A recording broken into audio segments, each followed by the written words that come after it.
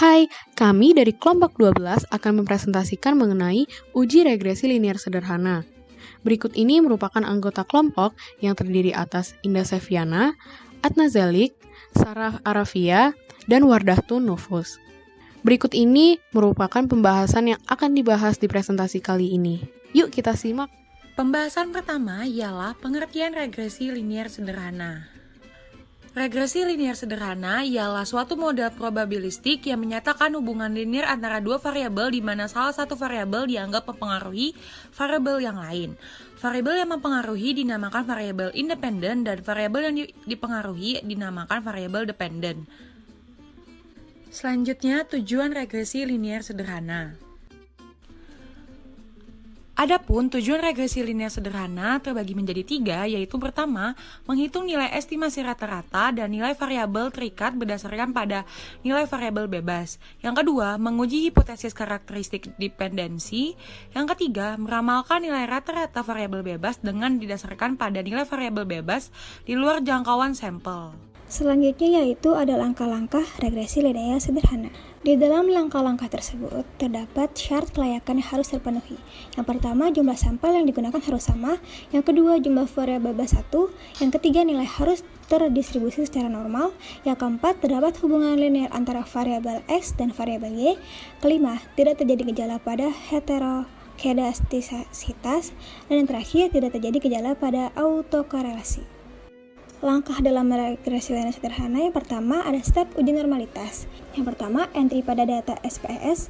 Yang kedua, klik analyze, lalu deskriptif statistik, lalu klik export. Yang ketiga, masukkan variabel BB dan TD pada kolom dependent list. Yang keempat, klik plots, lalu centang histogram dan normalitai, lalu plot with date dan continue. Lalu yang terakhir, klik OK untuk mengetahui outputnya.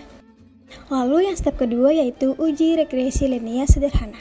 Yang pertama, klik menu analyze, lalu regression, lalu klik linear. Yang kedua, pindahkan variabel TD ke box dependent dan variabel BB ke box independence. Lalu yang ketiga, klik tombol statistik untuk menampilkan kotak dialog linear regression statistik. Lalu yang keempat, pada kotak dialog linear regression, klik statistik, lalu centang estimate, model fit, dan deskriptif, lalu klik continue. Dan terakhir, klik OK untuk menampilkan outputnya. Nah, selanjutnya kita akan membahas aplikasi regresi linear sederhana. Selanjutnya, ini merupakan salah satu contoh kasus yang kami buat, yaitu kita ingin mengetahui kesehatan para warga dengan mengukur berat badan dan tekanan darah dengan metode yang digunakan untuk mengetahui kesehatan para warga dengan mengukur seberapa besar pengaruh berat badan dan tekanan darah pada kesehatan. Nah, sebelum kita menghitung uji regresi linearnya, kita harus melakukan uji normalitas terlebih dahulu dengan langkah pertama yaitu memasuki datanya ke dalam SPSS. Yang kedua, klik analyze, lalu pencet deskriptif statistik, lalu explore.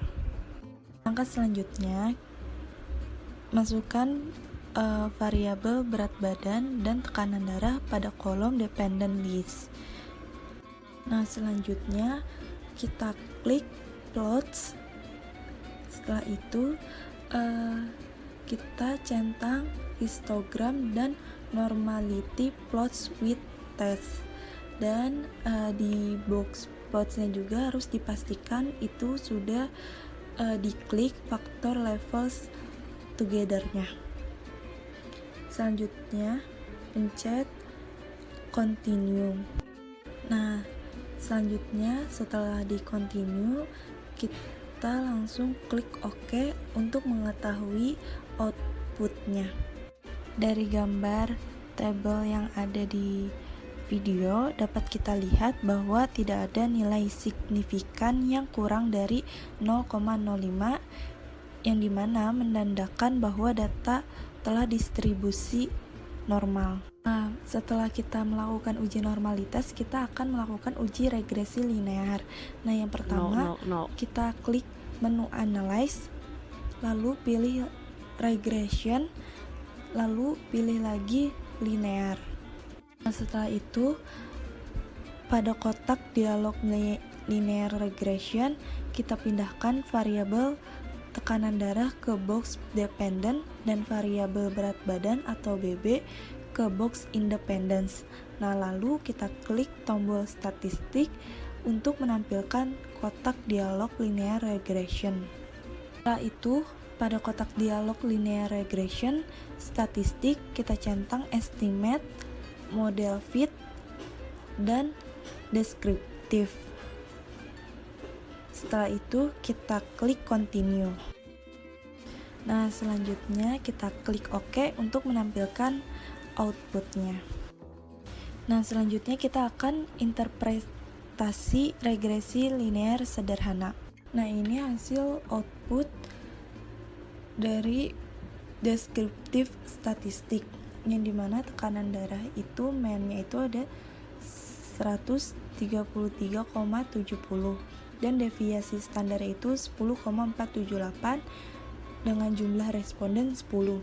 Nah, berat badan itu mean-nya 68,00 dan deviasi standar itu 13,663 dan jumlah respondennya itu 10. Nah, selanjutnya kita lihat hasil output dari analisis tabel korelasi, yang dimana nilai Pearson correlation antara tekanan darah dan berat badan itu adalah 0,391, yang dimana angka tersebut tidak mendekati angka 1 sehingga ada hubungan atau pengaruh sedang antara tekanan darah dan berat badan.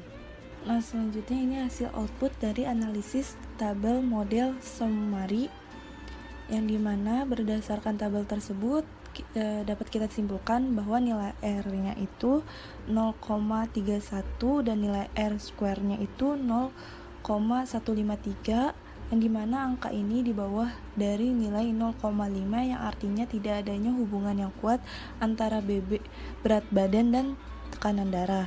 Nah, nilai adjust R square-nya ini 47%, yang artinya persamaan yang diperoleh tidak mampu menjelaskan adanya hubungan antara berat badan dan tekanan darah. Hasil output dari analisis tabel ANOVA, yang dimana nilai signifikasinya itu 0,264 atau di bawah angka 0,05, yang dimana membuktikan bahwa HO ditolak, yang artinya adanya hubungan erat antara tekanan darah dan berat badan.